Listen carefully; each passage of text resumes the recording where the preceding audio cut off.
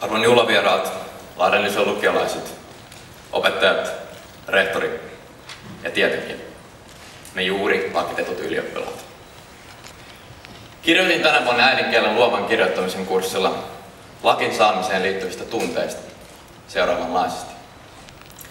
Laki on nyt päässä ja pitäisi tietää jotain. Enemmän kuin tietoa 3 vuodelta sain. Sain parhaat frendit, jotka antaisi mulle kaiken. Lämpimän sydämen. Mä sain sen. 3 vuotta opiskelua on takana. Se tuntuu kuin vasta eilen olisimme aloittaneet lukion ihmisen maailman.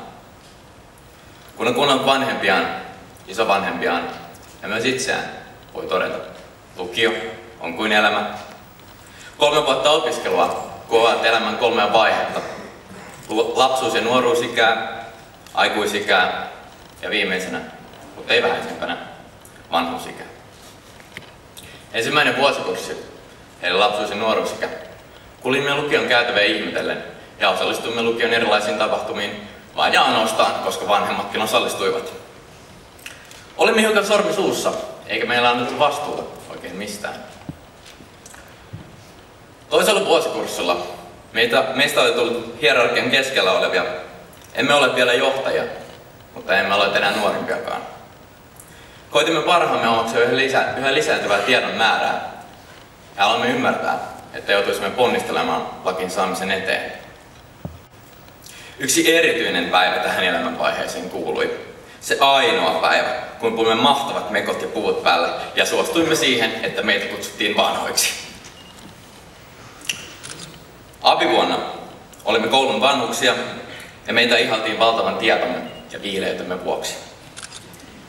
Vuosi meni kirjoituksiin valmistautuessa ja yritimme kovasti nauttia viimeisistä hetkistä lukiossa. Viimeisiin hetkiin kuului paljon tapahtumia.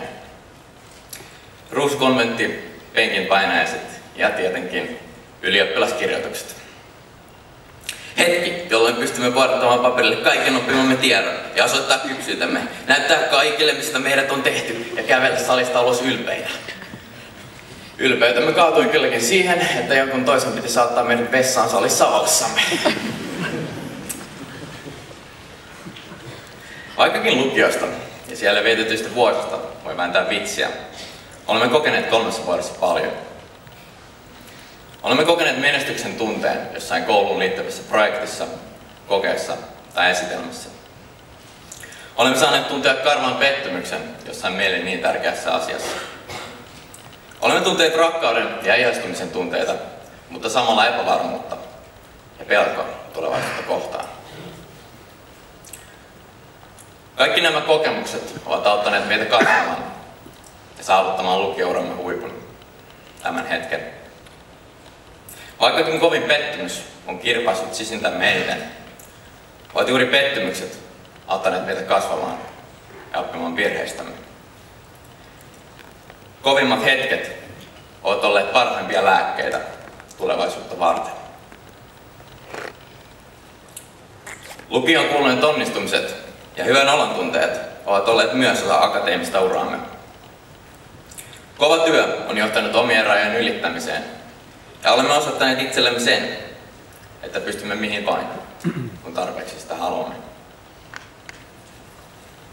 Vaikka huonoja ja ei-haluttuja asioita on tapahtunut, olemme oppineet nauttimaan niistä hyvistä ja onnellisista hetkistä, joita elämä on meille tuonut. Parhaatkaan junat eivät odota matkustajia ikuisesti. Kun on mahdollisuus menestyä ja olla onnellinen, pitää siitä ottaa kiinni, eikä koskaan päästää irti. Elämä tosiaan on sitä, miksi sen tekee. 3 vuodessa todistimme itsellemme myös sen, että epävarmuuden ja pelon pystyy ylittämään. Ymmärrämme, että nämä tunteet ovat osa ihmisyyttä, mutta meidän ei tarvitse antaa niille valtaa. Olemme olleet sinnikkäitä, emmekä ole antaneet periksi. Olemmehan sentään täällä lavalla, laki päässä. Tässä vaiheessa haluaisin kiittää luokkatovereitani niistä hienoista hetkistä, joita olen teidän kanssanne kokenut. Ja haluaisin kiittää myös teitä muita tässä salissa. Jokainen tässä salissa on tehnyt jotain jonkun eteen, joka tänään on nimitetty ylioppilaaksi. Ovatpa ne olleet sitten negatiivisia tai positiivisia kokemuksia. Nämä kokemukset ovat muovanneet meistä sen ihmisen, joka tänä päivänä olemme. Työn määrä, joka on tehty meidän lakitettujen eteen 3 vuoden aikana, on ollut valtava. Kun miettii opettajien urakointia kursseilla tai koeviikon jälkeen, vanhempien ja ystävien kannustuksia, tai Suomen valtion ja Lahden kaupungin miljoonien eurojen panostusta koulutuksen eteen, alkaa ymmärtää luottamuksen määrän, joka meihin ylioppilaisiin kohdistuu. Tämän päivän jälkeen usko meihin ja tulevaisuuteemme vain kasvaa. Kaikki tässä salissa ovat tehneet jotain meidän eteemme, ja nyt on meidän vuoromme tehdä jotain teidän eteen. On meidän vuoromme ymmärtää historian tunnilla opittuja valtionmiesten virheitä ja varmistaa, ettei niitä enää tehdä. On meidän vuoromme käyttää fysiikan ja kemian kaavoja ja keksiä ratkaisuja sairauksiin, joihin parannuskeinoa ei vielä ole.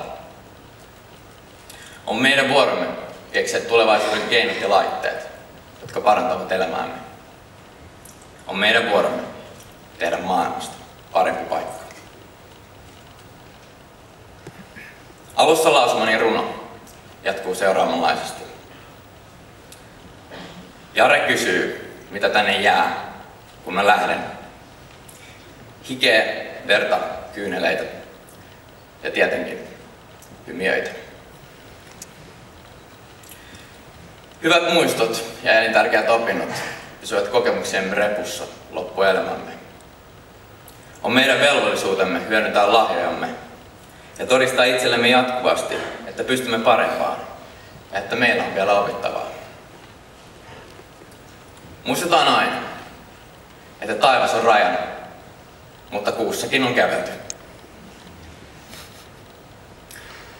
Meidän rakkaat opettajamme, oma rehtorimme, sukulaiset, läheiset, Riamu-ylioppilaat ja tietenkin rakas vuosikurssi 2014.